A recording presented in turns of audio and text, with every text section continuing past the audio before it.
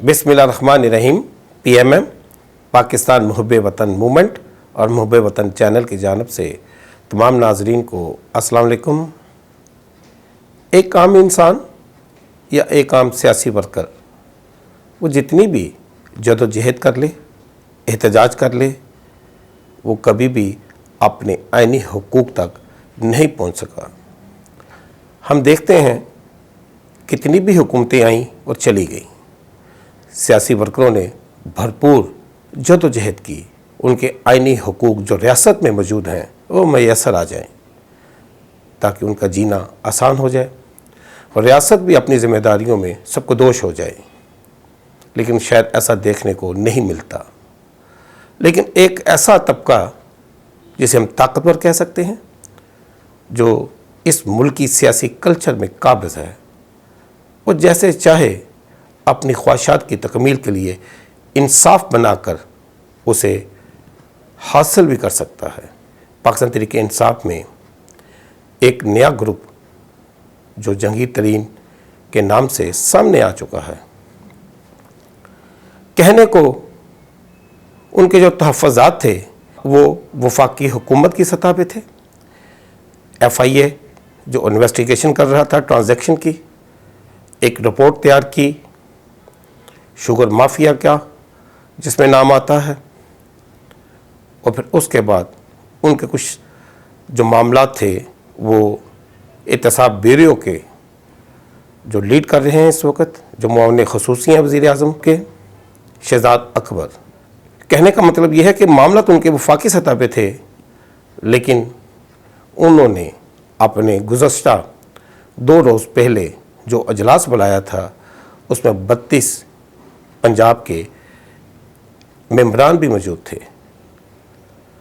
उनको पंजाब हुकूमत से क्या मुश्किलात हैं कि वो जो बयान करते हैं, अपने तहफ़्फ़ुज़ात का इज़हार करते हैं, वो तो वफाकी हुकूमत के साथ है या उनके जो ब्यूरोक्रेसी को डील कर रहे हैं उनके साथ वो बताते हैं।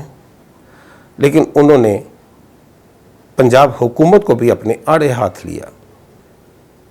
पाकिस्तान के जो वज़ीर आज़म हैं, जो तहरीक-ए-इंसाफ के चेयरमैन हैं, उनके एक वफ़द की जो जहांगीर तरीन के ग्रुप में शामिल हैं, उनकी एक मुलाकात हो चुकी है। कल उनको CM पंजाब उस्मान बुज़दार की तरफ से भी एक दावतनामा आ गया।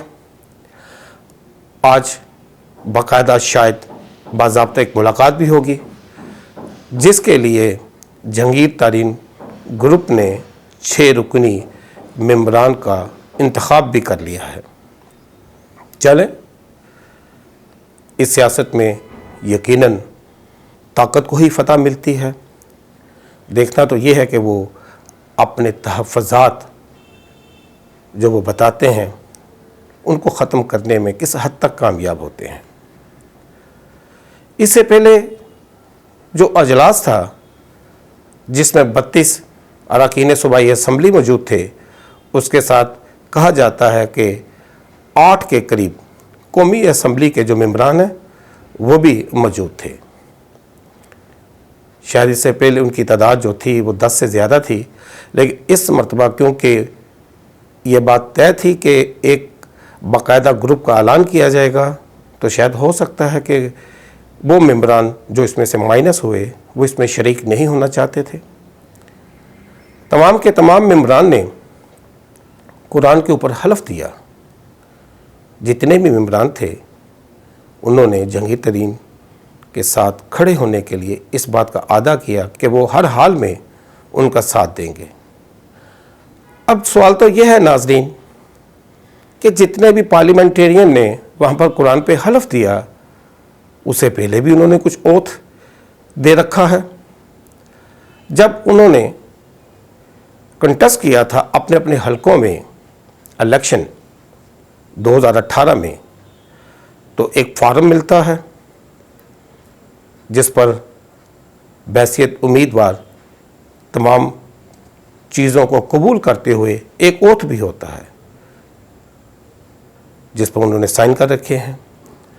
उसके बाद तमाम मौजूद अरकान असम्बली, चाहे वो सूबाई असम्बली से उनका ताल्लुक़ हो या कौमी असम्बली से, उन्होंने अपने अपने हलकों में इलेक्शन जीतने के बाद एक और हलफ ले रखा है जब वो बतौर पार्लियामेंटेरियन उस अजलास में शरीक हुए, जिसमें उन्होंने रियासत की वफादारी का हलफ लिया है,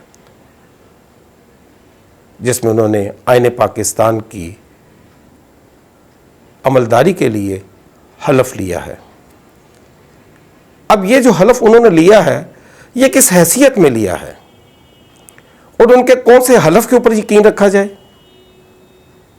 कि वो हलफ जो उन्होंने बहैसियत जब अपना इलेक्शन कंटेस्ट कर रहे थे तो उस पर जो उन्होंने साइन किए हलफनामे पे, या फिर वो हलफ जो उसकी प्रोसीडिंग में आता है उस हलफनामे में जो उन्होंने साइन किए थे बहैसियत एक पार्लियामेंटेरियन मुंतखब होने के बाद जो उन्होंने अपनी असम्बली से लिया, और एक ये हलफ जो उन्होंने कुरान मजीद पे लिया है।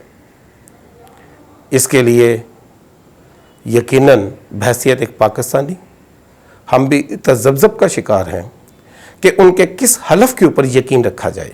इसके लिए शायद हमारे पास इसको समझने के लिए कोई ऐसा कुलिया मौजूद नहीं जो इसकी वजाहत कर सके।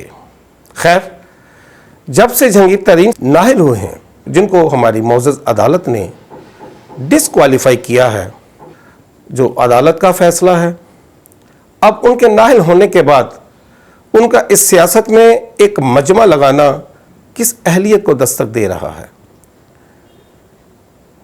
क्या इसके लिए भी कोई सवाल उठाया नहीं जा सकता? क्या जितने भी हमारे यहाँ पर सियासी ताजर हैं वो समझ बैठे हैं कि कौम के पास ना तो ज़बान है ना शऊर, इसलिए वो जो चाहें कर सकते हैं, जो वो कहें वो कौम को सुनना पड़ेगा। बहरकैफ कहा यह जा रहा था कि तरीके इंसाफ में कोई ग्रुप नहीं है। अभी तो एक शुगर माफिया का ग्रुप सामने आया है तो इतने सारे मेंबरान इकट्ठे हो चुके हैं। कल को अगर लैंड माफिया, एलपीजी माफिया और करप्शन करने वाले, पोस्टिंग बेचने वाले, नोटिफिकेशन का बिजनेस करने वाले और जिनके पास आज से 15 साल पहले एक टूटी हुई मोटरसाइकिल हुआ करती थी, उनके पास आज बेहतरीन लग्जरी गाड़ियां मौजूद हैं, उनके पास इतना पैसा मौजूद है कि वो प्राइवेट हाउसिंग सोसाइटियों के इन्वेस्टर बन चुके हैं। कल को अगर उन पर हाथ डलता है या फिर कोई एहतसाब होता है या उनके लिए कोई कमीशन बनता है तो फिर कितने सारे और ऐसे ग्रुप सामने आ सकते हैं। ये तो वक्त ही बता सकता है कि यहाँ पर शफाफ एहतसाब हो पाता है कि नहीं, कि यहाँ पर भी अपने मनपसंद जो अफराद हैं उनको फोकियत दी जाएगी, क्योंकि एहतसाब तो बिला इम्तियाज़ होना चाहिए। जिनके पास, मैंने पहले दोहराया कि टूटी मोटरसाइकिल नहीं थी, उनके पास आज अगर लग्जरी गाड़ी हैं और वो इन्वेस्टर हैं सोसाइटीज़ के, तो फिर दायरा कार तो उन तक भी वसी होना चाहिए। जो लैंड माफिया है उनको भी कटहरे में लाना चाहिए। जो एलपीजी माफियाज हैं, जो नोटिफिकेशन बेचने वाले हैं, जो पोस्टिंगों को बेच रहे हैं, उनको भी कानून के कटहरे में ज़रूर लाना चाहिए। मुंतज़िर तो आवाम है कि वो कब इन तमाम माफियाज को गिरफ्त में देखेंगे। अपना बहुत सारा ख्याल रखिएगा, हमें इजाज़त दीजिएगा। व आखिर दुआना अनिल हम्दुलिल्लाहि रब्बिल आलमीन।